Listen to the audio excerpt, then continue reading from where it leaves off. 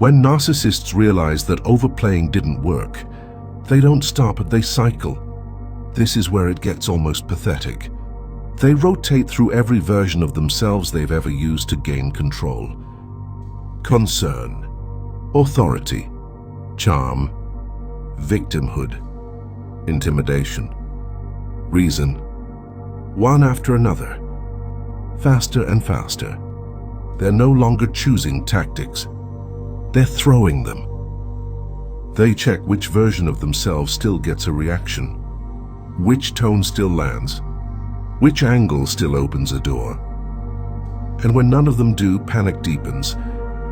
You can see the inconsistency now. They contradict yesterday's position.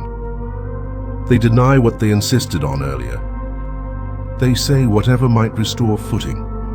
This is the stage where manipulation becomes obvious to anyone paying attention. Because strategy has coherence, desperation doesn't. They speak before thinking. They react before assessing. They escalate without direction.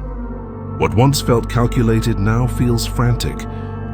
And the humiliation is that they don't even realize how exposed they've become. They believe variety equals adaptability. In reality, it signals collapse. A confident manipulator commits to a single narrative. A panicking one tries to outrun consequences. You don't interrupt this phase. You don't point it out. You don't correct the contradictions. You don't engage the bait. You let the cycling continue. Because every switch confirms the same truth. They don't know what works anymore.